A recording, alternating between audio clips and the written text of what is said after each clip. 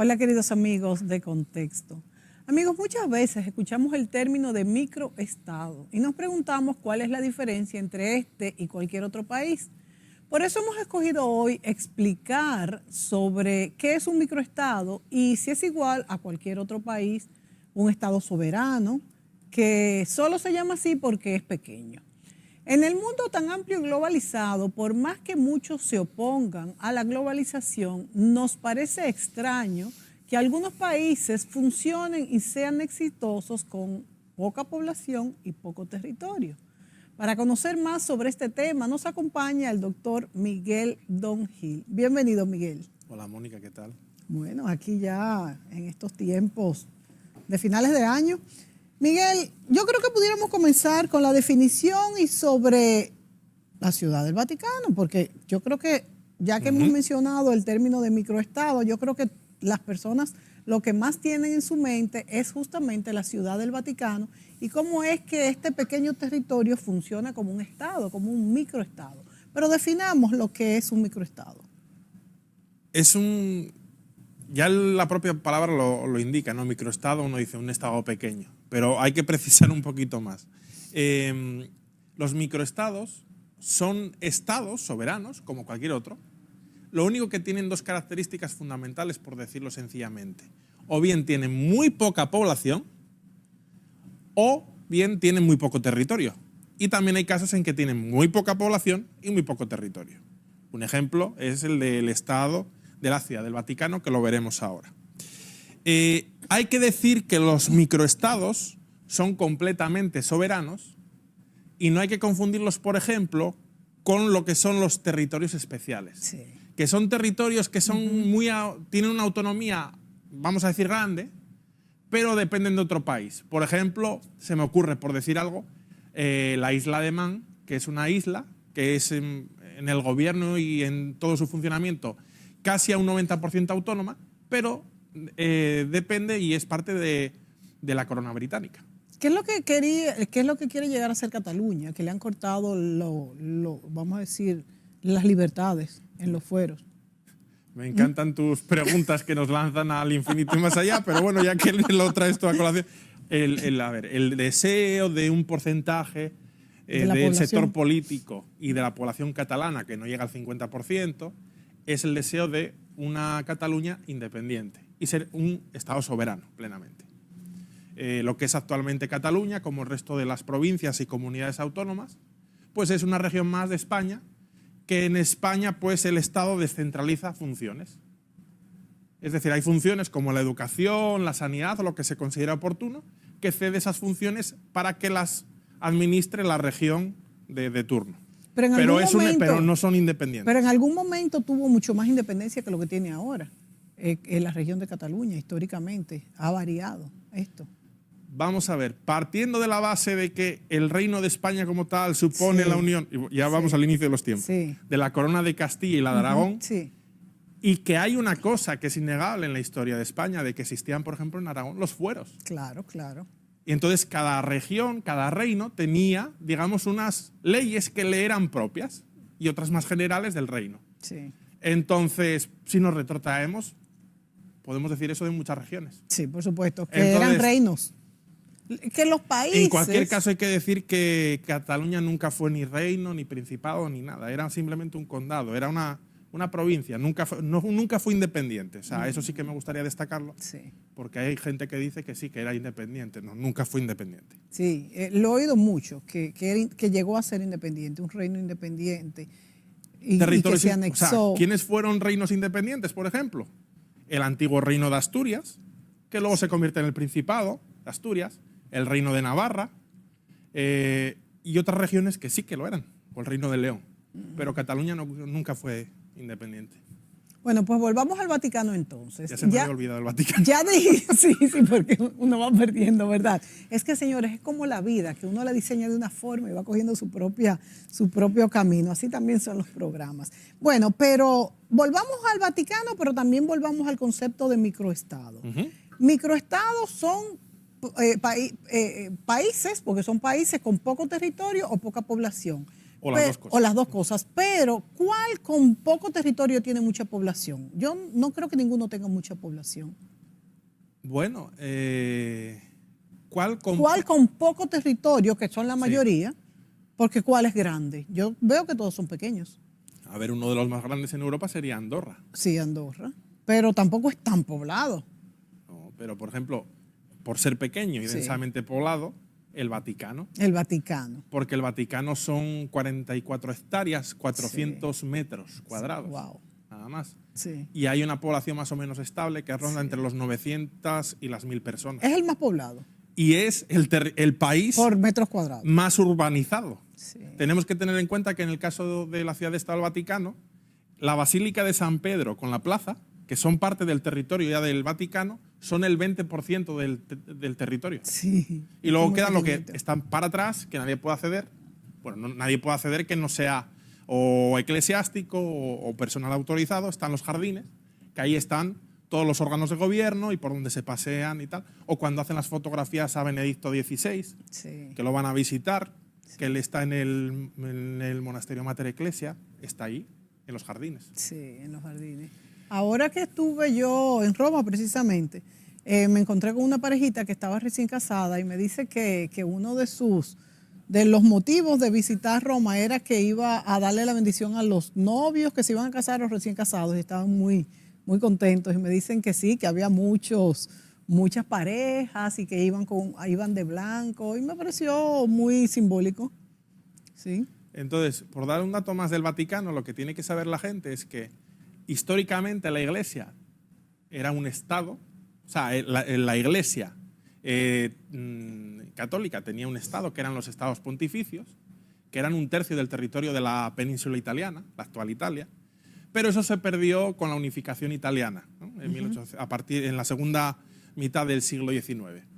Pero fue Benito Mussolini el cual en 1929 quiso tener un acercamiento con la Iglesia y le cedió de la soberanía italiana el territorio de la Ciudad del Vaticano, que no era otra cosa que, digamos, que la casa del Papa.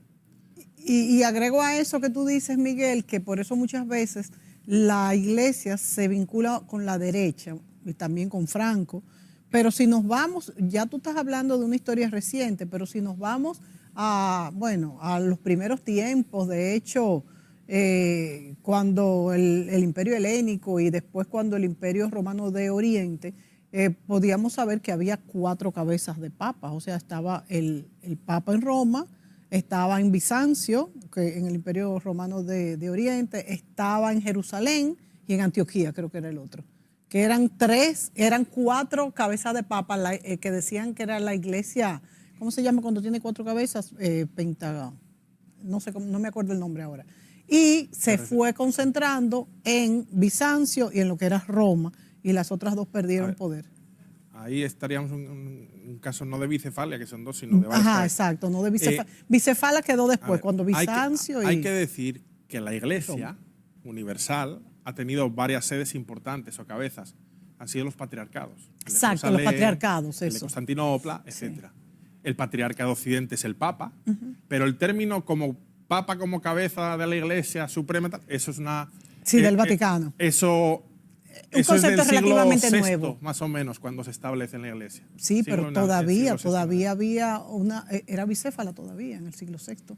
Estaba Bizancio en su puro apogeo todavía y estaba Roma. O sea que era bicéfalo. Y también otra cosa con lo que has dicho de que Mussolini le adjudica al Vaticano estos territorios por el poder que tenía la fe católica allá. Y lo mismo pasó cuando Constantino, el emperador Constantino, ya a principios de Bizancio, ¿verdad?, del Imperio Romano de Oriente, también permite la religión católica, que también existe cierto error en decir que Constantino declaró oficial la religión católica. Él no la declaró oficial, él hizo un paso previo, la declaró legal.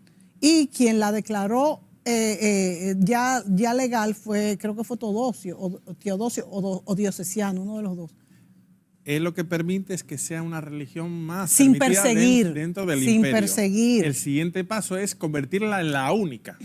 La legal, exacto. Y ahí vienen todos lo de las herejías luego y todos los problemas con los judíos también, por ser una religión que nace muy cercana a la cristiana, porque no era católica en aquella época, a la cristiana. Entonces se perseguía a todo lo que era cercano a lo cristiano, pero no era cristiano. Entonces por eso se persigue tanto a los judíos. Pero a donde iba Miguel con tu intervención es que también Constantino acoge la religión católica o cristiana por el gran poder que tenían los cristianos en esa época. Y eso le da el triunfo a Constantino en el Imperio Romano, en una gran parte de Oriente.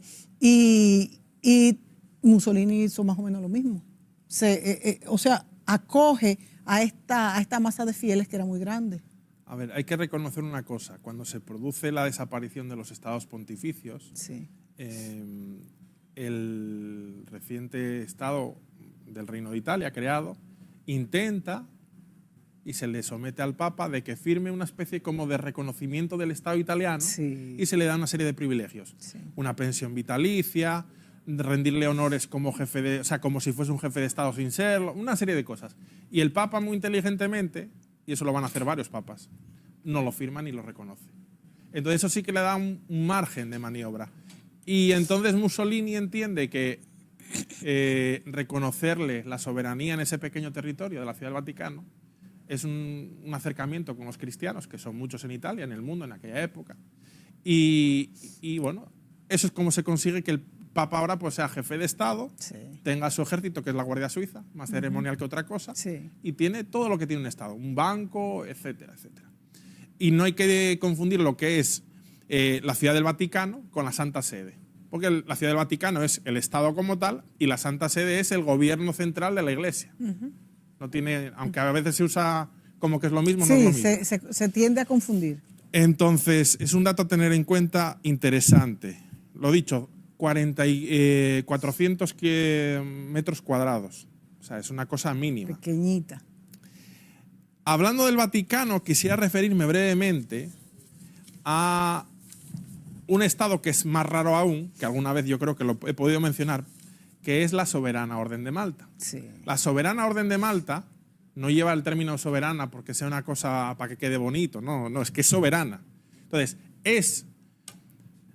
en su tiempo, la Orden de Malta, la Orden de San Juan de Jerusalén, se funda en tiempo de las Cruzadas, es una orden militar que defiende a los peregrinos y luego se dedica a labor asistencial, a los enfermos, etc.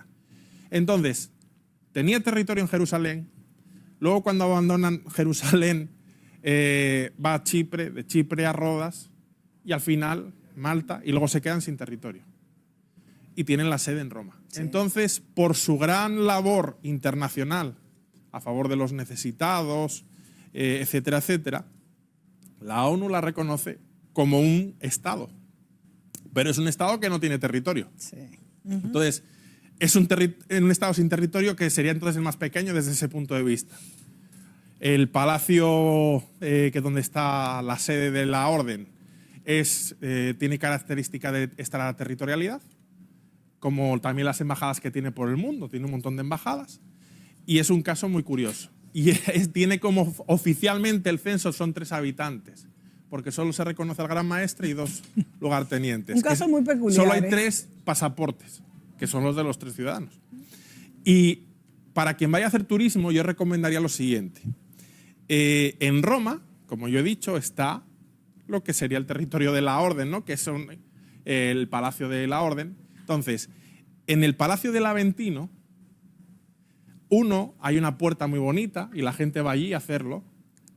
Si mira por la mirilla de la puerta, que da a los jardines del Palacio de la Orden, uno está viendo a la vez 3 países, porque está viendo Italia, está viendo el territorio de la Orden y más allá se ve la cúpula de San Pedro, el Vaticano. Y entonces la gente va allí y hace cola por ver por la mirilla de la puerta para ver 3 países de una vez.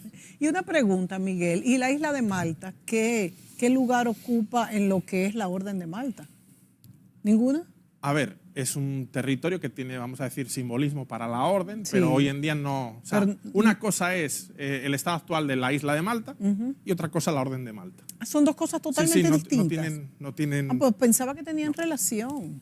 Porque de hecho yo he estado en la isla de Malta y hay mucho simbolismo de la Orden de Malta. Hombre, lógicamente va a haber simbolismo porque durante bastante tiempo allí tuvo la sede, la orden, y hay un palacio y hay muchos símbolos de la orden. O sea que a nivel histórico y simbólico pues tiene significado para la orden. Pero si me dices, hoy en día son lo mismo, ¿tienen algo que ver? No, una cosa es la soberana Orden de Malta como país y el Estado de Malta actual como país, que son dos cosas distintas. Son dos cosas totalmente distintas. Pensaba que tenían más relación. Bueno, y también es importante, creo que tú hablaste un poquito de eso, de que fueron órdenes que nacieron para defender, bueno, en las cruzadas, defender de los musulmanes o de cualquiera que atacara la fe cristiana. Y fueron perdiendo, que también quizás por eso ya no tienen territorio, fueron perdiendo actualidad, por llamarlo de alguna manera.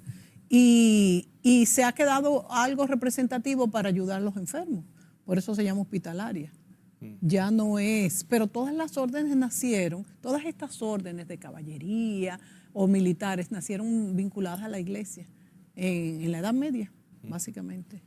Órdenes que surgen en las cruzadas, siglo XI en adelante, y que tienen aún existencia. Sí. La Soberana Orden de Malta, Sí. que es, digamos, la que tiene más derechos, ¿no? Aunque, bueno, ha tenido un recorte en estos últimos años, pero sería para otro programa. Luego tenemos la Orden del Santo Sepulcro de Jerusalén, que sigue en la actualidad, que es una orden que depende de la Iglesia Católica. Y tenemos la Orden de Santa María de los Teutones, los caballeros teutónicos, que sigue existiendo hoy en día y depende de la Iglesia.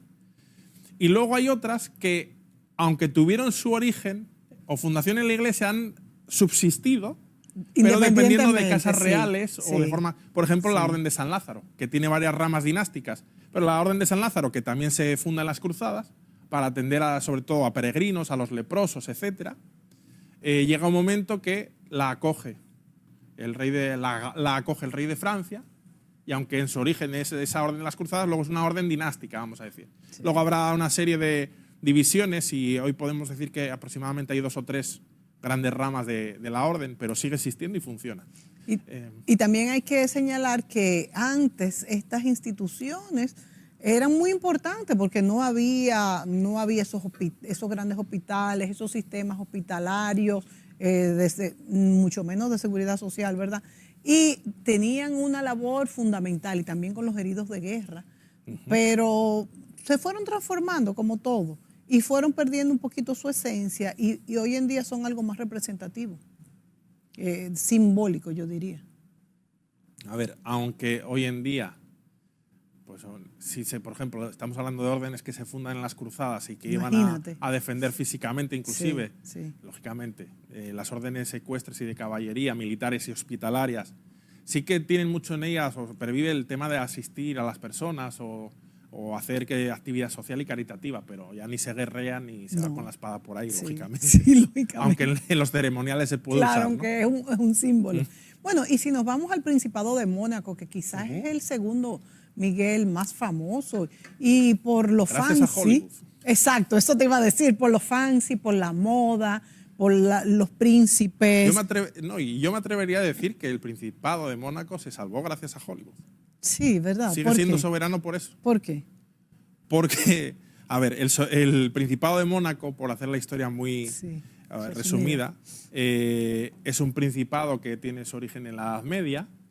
Inicialmente ese territorio pues dependía de Francia, o también estaba bajo la órbita de España en función. Y entonces hubo un momento, en el año 1297, en que Francisco Grimaldi, él con un pequeño grupo de hombres, se disfraza de franciscano, de monje, logra que le abran las puertas de la fortaleza y una vez dentro sacan las espadas y toman la fortaleza. Entonces, hoy en día, si uno busca por internet el escudo del Principado de Mónaco, del Estado de Mónaco, ve que lleva 2 monjes con espada. Y no es nada simbólico, es que realmente fue así como se originó el Principado de Mónaco. Y podemos decir que ya lo que es en el tránsito al siglo XX, lógicamente es un estado pequeño, que en realidad pues, necesita apoyo y está bajo la órbita de Francia. Y digamos que a nivel económico y de desarrollo como que no pasaba por buenos momentos. Entonces, con el casamiento del príncipe de Mónaco con Grace Kelly, que era una artista de Hollywood, eso le dio una proyección internacional porque ella empezó a invitar a sus amigos de Hollywood a que fuesen allá. O sea, que ahí es que luego, se vuelve tan fancy, tan de moda. Entonces se convierte en una especie como de principado de ensueño, de película, ¿no? Empiezan a ir las grandes estrellas, van para allá, los medios europeos le dan seguimiento, eso potencia mucho todo el tema de los casinos, que hoy en día es muy conocido, hacer el turismo de ir a los casinos. Tremendo. Allí. El casino Entonces, de Mónaco. Digamos que esa proyección le dio, vamos a decir, pues unos ingresos y una estabilidad que ayudó a que el Principado de Mónaco, vamos a decir, que tuviese más proyección y bueno, que exista como existe hasta en la actualidad. Pero mira cómo el cine dinamizó esa economía, ¿eh? Y la abrió al turismo, porque hoy en día Mónaco es uno de los puntos de Europa más visitados, me atrevería yo a decir. Y es precioso, es pequeñito, pero es precioso, está muy cuidado. Tal vez por la cantidad de ingresos también que le significa el turismo.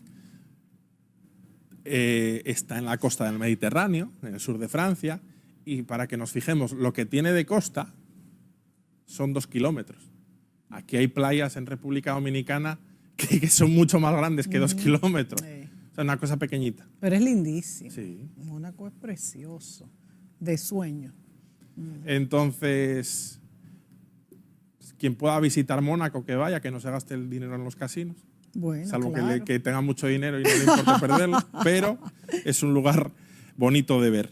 Como tal no tiene ejército, tiene una guardia, como una guardia principesca que a nivel de honores pues asiste al príncipe y tal, pero no tiene como tal ejército. Lo que es la defensa, casi podemos decir que se ocupa Tenemos Francia. unas imágenes que las tenemos por ahí, a ver si la ponen para que las personas vean dónde están ubicados esos principados.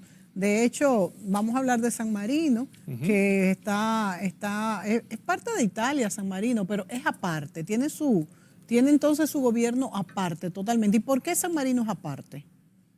No, a ver, estos casos que estamos hablando son estados, son por eso. Totalmente soberanos. Pero San Marino es un microestado también. Sí, está. Por eso. Hay que decir, esto lo tienen algunos de estos microestados. Hay algunos que pueden tener algún tipo de acuerdo para que, por ejemplo, Mónaco en el caso de Francia, a nivel hay algún tipo de convenio aduanal para el entendimiento de las fronteras, también el tema de la protección, no tiene ejército como tal, he dicho. Entonces, que cedan parte de alguna de sus atribuciones no es que cedan su soberanía. Claro. Entonces, en el caso de San Marino, como tal no tiene ejército, pues tampoco lo necesita, está totalmente rodeado de Italia. Sí. Está a 10 kilómetros del mar Adriático. Pero ¿cuándo queda San Marino fuera de la unificación de Italia? Porque es que es muy pequeñito. Nunca, es que nunca formó parte de Pero fue como que lo olvidaron. ¿Por qué? Porque a la hora de la unificación de Italia, ¿por qué queda fuera? Bien, vamos a hacer un poco una breve semblanza para entender la realeza de San Marino, porque San Marino sigue existiendo a día de hoy como un estado independiente, ¿no? Sí. San Marino podemos decir que es el país que subsiste en la actualidad más antiguo del mundo. Sí. Pues, su origen está en el siglo IV de nuestra era. O sea, un poco ahí ya entra la tradición, los orígenes un poco así. Hay un religioso, que era un diácono, que se llama Marino. Entonces, en una de las persecuciones del Imperio Romano, él se refugia en lo que es el territorio actual de San Marino, en el monte Titano, que el monte Titano, igual habrá mucha gente que no lo haya escuchado, pero el monte Titano es la mayor parte del territorio de San Marino, es ese monte. Entonces él se refugia allí y como tal... Es muy montañoso, San Marino. Yo pasé un día de mi cumpleaños en San Marino, hará como como 10 o 12 años. Y sí recuerdo que es muy montañoso, pero no lo recuerdo bonito. No recuerdo que era algo así como, no sé, como que no me impactó. Bueno, depende también y dónde época fui. del año. Y dónde fui también. Quizás yo fui muy breve, puede ser. Voy a ver si encuentro algunas fotos para ponerlas. Como digo, San Marino lo funda este diácono Marino, y una vez que se funda ahí una pequeña comunidad cristiana que tiene un funcionamiento totalmente autónomo, con la base de una república ya desde un origen, y va a ir subsistiendo y llega así a la Edad Media, ¿no? Entonces, la pregunta que me hacías, que es muy interesante, por ejemplo, una de las peculiaridades que tiene San Marino, y es del siglo XIII, es cuando se establece la figura de los capitanes regentes como jefes de Estado. San Marino a día de hoy tiene 2 jefes de Estado, no 1, 2, que son los capitanes regentes. Son 2 jefes de Estado. Entonces, hay que decir que en el contexto de la unificación italiana podían haberse apropiado de ese territorio, pero lo cierto es que en el contexto de la unificación italiana, San Marino, bueno, aunque corrió riesgo de ser anexionado o por la fuerza, etcétera, consiguió mantenerse independiente. En el contexto de la unificación italiana y de los revolucionarios que estaban a favor de la unificación italiana, acogió a alguno de ellos.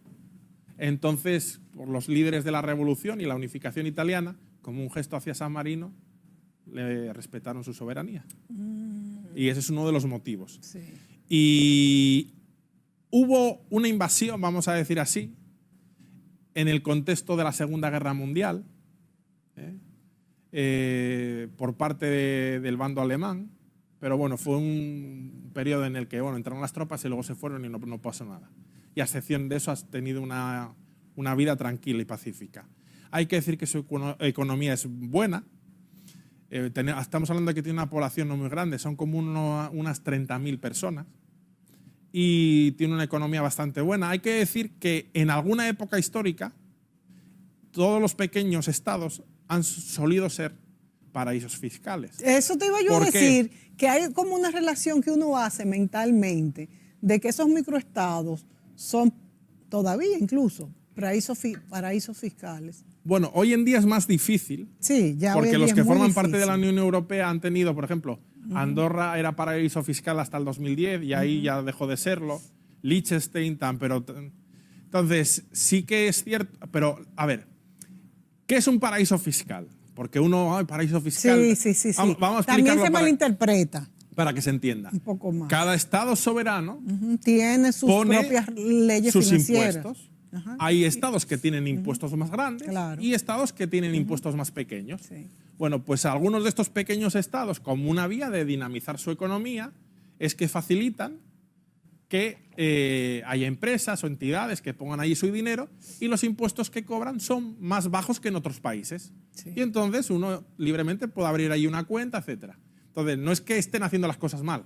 No es que el dinero venga de la droga. Vamos a ver. Que es lo que a veces se piensa. Que haya una baja fiscalidad en un país y allí la gente lleve su dinero, no pasa nada. Sí, Otra cosa es que el dinero venga de malas artes. Es muy distinto. Pero el que tú lo lleves a un país donde hay menos fiscalidad, bueno, tienes tu derecho a hacerlo. Lo que pasa es que cuando hay menos fiscalidad son menos rigurosos en saber de dónde viene el capital, y ahí es que a veces se han podido colar este dinero que quizás es mal habido, pero no necesariamente. Que esto haya pasado una vez no quiere decir que esta sea la forma como lo hacen. Vámonos a la pausa, Miguel, y volvemos un rato más con ustedes.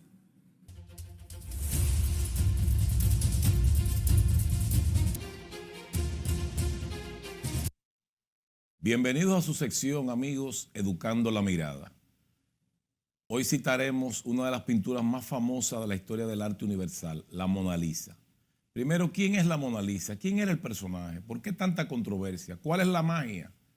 Bueno, la Mona Lisa para algunos era Ginebra Benchi, para otros Constanza Dávalos.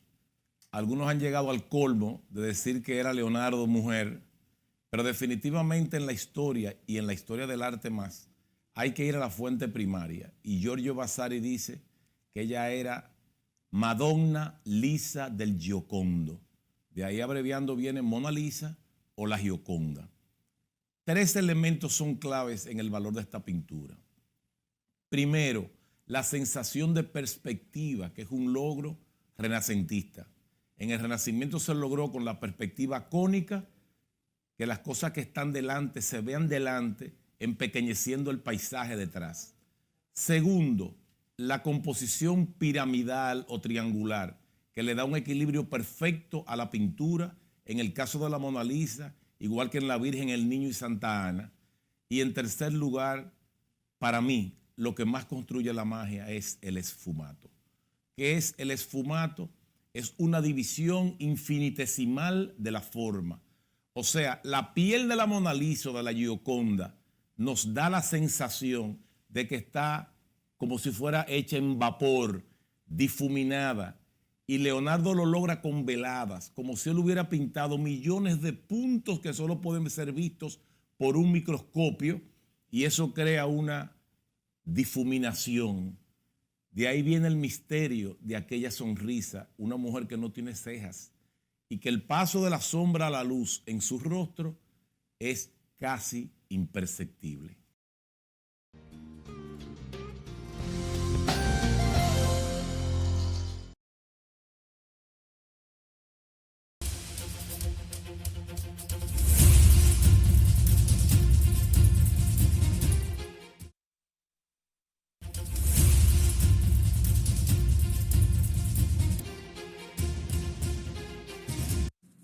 Conversamos con el doctor Miguel Don Gil sobre los microestados, esos estados pequeñitos de los que hemos estado hablando en el transcurso del programa, y le llega el turno al Principado de Andorra, ese país. Uno casi como que se encuentra raro diciéndole país por ser un territorio tan pequeño, montañoso, que es muy conocido por el esquí. Los españoles tienen cerca ahí y los franceses irse a Andorra a esquiar. Bueno, a fines de año, a principios de año, en Andorra se esquía casi todo el tiempo. Tenemos que tener en cuenta que de la ubicación que tiene, está en los Pirineos, claro, justo en la frontera entre España y Francia. Es una, bueno, todo el territorio está en zona elevada del país, entonces lógicamente hace frío y puedes disfrutar, no todo el año, pero sí que bastantes meses al año, y hay ahí pistas de esquí, la gente va a esquiar y es un atractivo del país. Y es un país que, comentabas, Mónica, como que te costaba decir que fuese un país. Bueno, es un país, pero si yo te digo que el Principado de Andorra tiene 2 príncipes o copríncipes, bueno, poco lo bueno, pero San Marino tiene 2 jefes de Estado. Bueno, vale, hasta ahí. Pero entonces, el problema viene cuando yo te digo, es un Estado soberano, tiene 2 príncipes a la vez, ¿y quiénes son los príncipes? Un príncipe es el presidente de la República Francesa y el otro el obispo de la Seu d'Urgell. Bueno, pero por eso también es que uno no lo considera un país, porque es que es una parte. No, pero es un país totalmente autónomo. O sea, aunque los príncipes, los jefes de Estado, son el presidente de la República Francesa y el obispo de la Seu d'Urgell. Pero tú te imaginas que el presidente de la República Dominicana fuera el príncipe de Haití. Fuera. Yo como historiador podría decir algo que a alguien le va a chocar. Tiene a veces, yo puedo afirmar que la República Francesa de la actualidad tiene más de monárquica que el Reino de España. Y alguien dirá, por Dios, ¿qué dice este hombre? El jefe del Estado es príncipe de un territorio, del Principado de Andorra. El jefe de Estado, que lo hereda de los reyes de Francia, y eso lo podían haber quitado, como lo del Principado, pero lo han seguido manteniendo. Entonces, porque así lo era el rey de Francia, es canónigo de la catedral en Francia. Bueno, a pesar de que Francia fue el país de Europa donde comenzó la Revolución Francesa y todos estos movimientos, es verdad lo que tú dices, ha tenido pues muchos rasgos monárquicos. Luego, hoy en día, en la actualidad, todavía Francia tiene muchos territorios por todo el planeta. Tiene muchos territorios por todo el planeta, pequeños territorios que son de la época del dominio que tenía el Reino de Francia, cuando España ya no conserva nada en el exterior. Por eso digo que podríamos decir que parece más monárquica la República de Francia que no la monarquía española actual. Por eso lo digo. Bueno, ya he aprendido algunas cosas de Andorra que no sabía. Y vámonos al Principado de Liechtenstein. ¿Cómo que se dice? Liechtenstein. Liechtenstein. Siempre lo digo al revés. Porque ahí no he estado y conozco poco. Y sí, lo que siempre hago referencia con lo que tú hablabas ahorita de paraísos fiscales. Sí, fue uno de los atractivos. No sé si a día de hoy oficialmente es considerado paraíso fiscal. Yo creo que no, pero no lo puedo asegurar. Sí. Porque hay que decir que estos países, que la mayoría todos los que hemos hablado son europeos.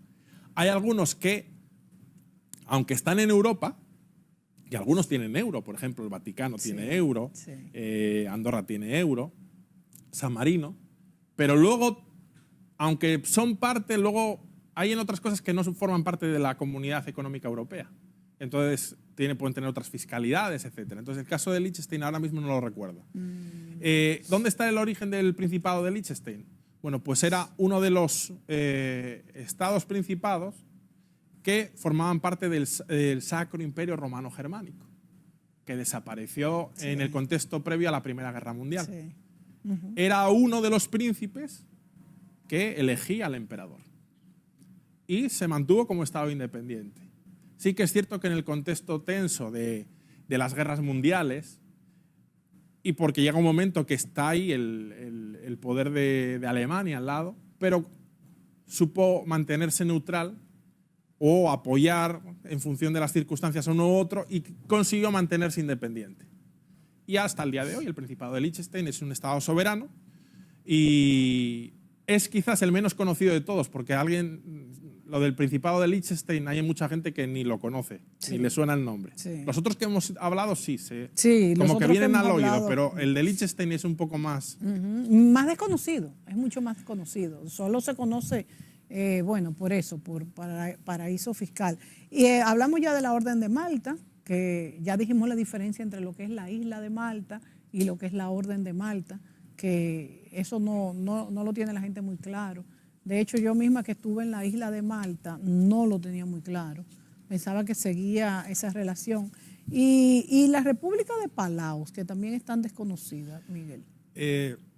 La República de Palaos, hay otros pequeños estados, pero bueno, ya tienen... Bueno, hay también muchos en las Antillas, aquí, en las islas, hay microestados.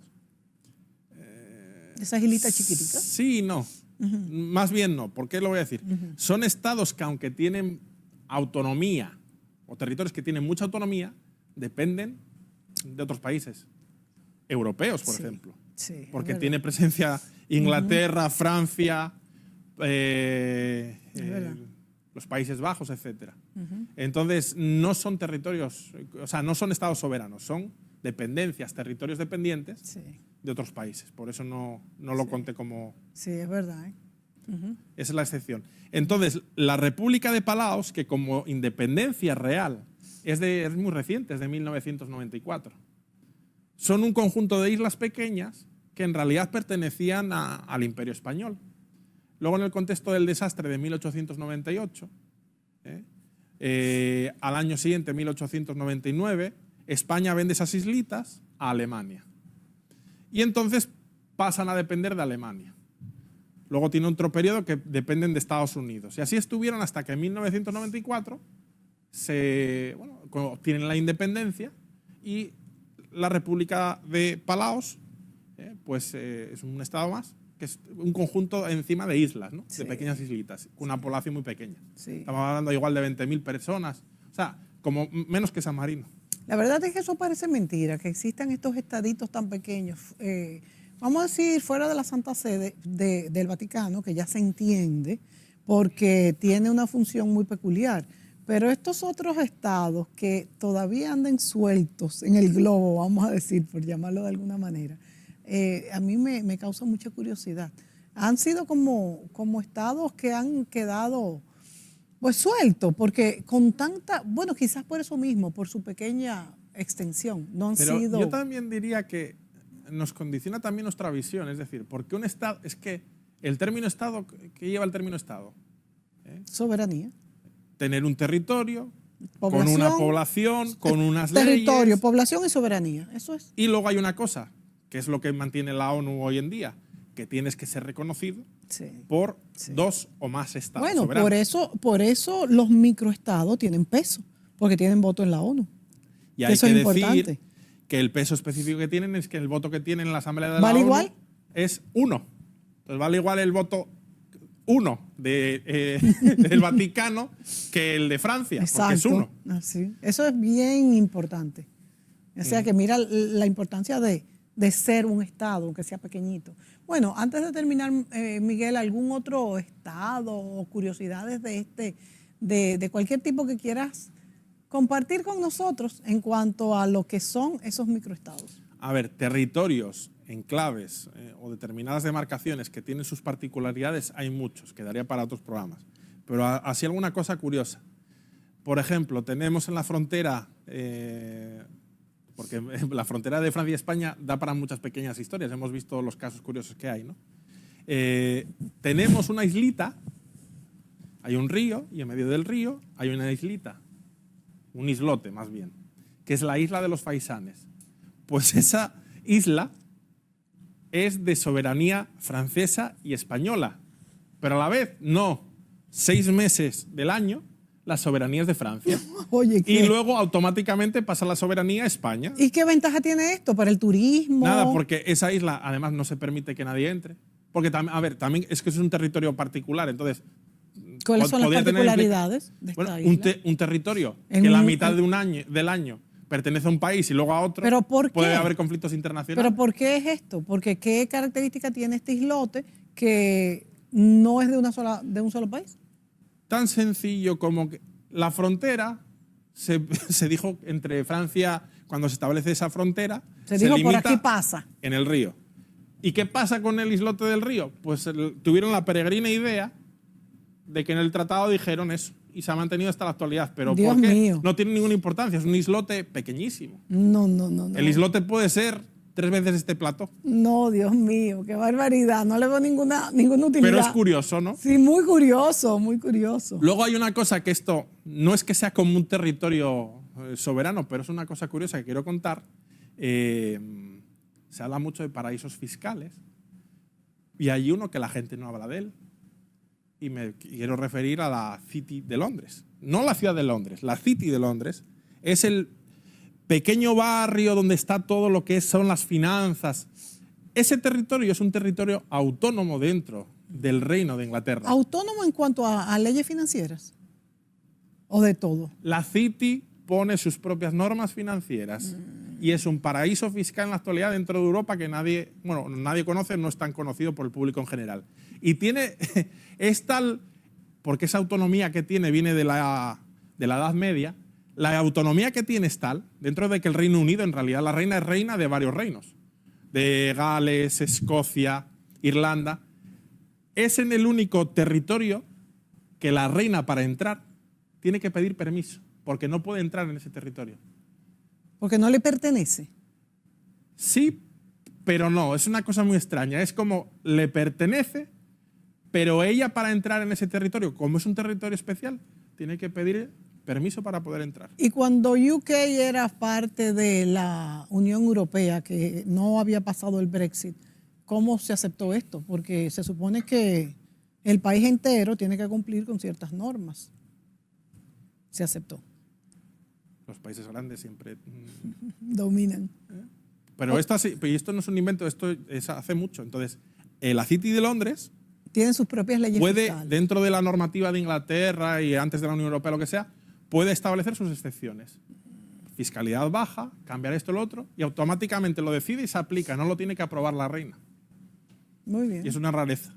Sí, una rareza. Una rareza principalmente donde hay tantas especificidades en los procedimientos. En extensión no recuerdo bien, pero no creo que es 1 kilómetro cuadrado, no es mucho más. Es donde está la zona financiera. Sí, Londres, Gran Bretaña ha sido, bueno, después de, yo iba a decir después de la Primera Guerra Mundial, pero se remonta antes, desde cuando tomaron el poder en los mares, esas flotas inglesas. Desde ahí Gran Bretaña ha sido fuerte y ha dominado en parte al mundo. Bueno, Miguel, ¿y te vas de vacaciones ahora? ¿Te vas para tu madre patria? Voy a ir a ver a la familia. Es justo, ¿verdad? Es justo. Bueno. Tráenos algún buen programa de por allá, a ver, algún buen tema. Okay. Toma muchas fotos y a ver qué temas tenemos para principio de año, ¿verdad? Pues muy bien, Miguel, muchas gracias por todas estas explicaciones interesantísimas de las que no nos percatamos muchas veces por ser estos países tan pequeñitos, tanto en población como en territorio. Gracias a ustedes, amigos, y será hasta la próxima.